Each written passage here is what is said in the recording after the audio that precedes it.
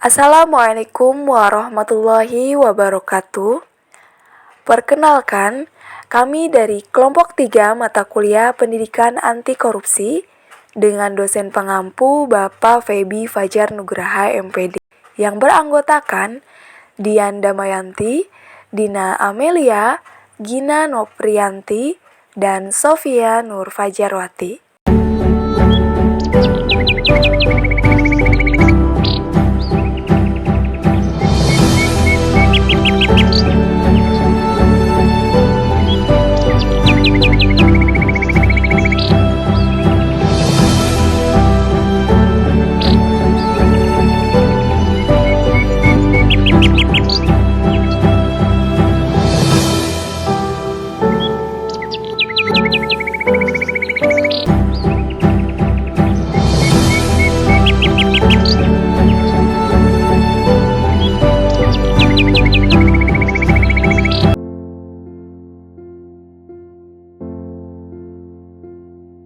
Tahukah kalian mengenai apa itu korupsi?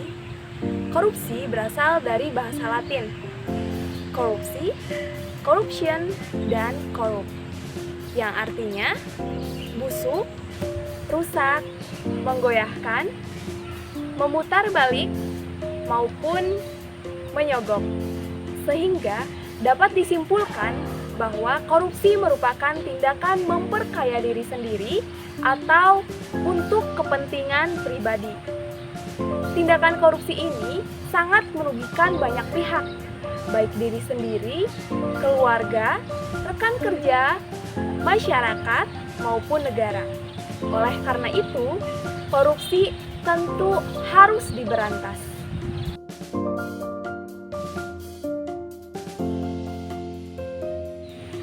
Adapun jenis-jenis tindakan korupsi diantaranya merugikan keuangan negara, suap-menyuap, penggelapan dalam jabatan, perbuatan curang, pemerasan, benturan dalam pengadaan, dan juga gratifikasi.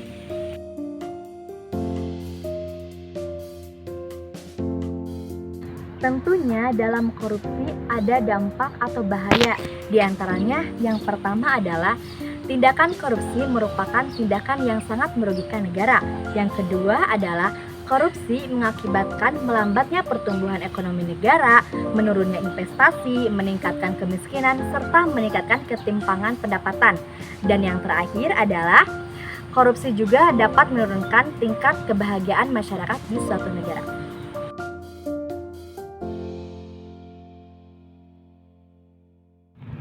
Nah, ada beberapa upaya yang dapat dilakukan dalam pemberantasan korupsi, terutama di negara Indonesia. Yang pertama itu ada upaya pencegahan atau preventif. Nah, upaya pencegahan ini yaitu menanamkan semangat nasional yang positif dengan mengutamakan pengabdian pada bangsa dan negara melalui pendidikan formal, informal, dan agama. Lalu yang kedua ada upaya penindakan atau kuratif. Nah, upaya penindakan itu apa sih? Upaya penindakan itu yaitu dilakukan kepada masyarakat yang terbukti melanggar dengan diberikan peringatan, lalu dilakukan pemecatan tidak terhormat dan pidana hukum. Contohnya yaitu penindakan yang dilakukan oleh KPK. Nah, kasus korupsi dan penyuapan anggota KPU kepada tim audit BPK pada tahun 2005. Nah, yang ketiga ada upaya edukasi masyarakat atau mahasiswa. Contohnya itu kita harus memiliki tanggung jawab guna melakukan partisipasi politik dan kontrol sosial terkait dengan kepentingan publik. Yang terakhir atau yang keempat ada upaya edukasi LSM atau Lembaga Swadaya Masyarakat. Contohnya ada Lembaga Indonesian Corruption Watch. Nah, organisasi ini adalah organisasi non-pemerintah yang mengawasi dan melaporkan kepada publik mengenai korupsi di Indonesia dan terdiri dari sekumpulan orang yang memiliki komitmen untuk memberantas korupsi melalui usaha pemberdayaan rakyat untuk terlibat melawan praktik korupsi. Nah, jadi teman-teman, upaya pemberantasan korupsi ini tidak akan dapat diatasi oleh para penegak hukum saja, tetapi harus didukung oleh penegak itu sendiri seperti KPK, Kejaksaan Agung, kepolisian, advokat, dan yang paling penting adalah dukungan dari masyarakat agar dapat melaporkan tindakan korupsi yang terjadi di Indonesia.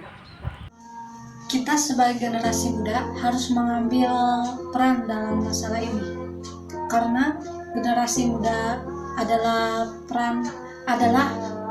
agen perubahan dan di tangan pemodalan nasib suatu bangsa.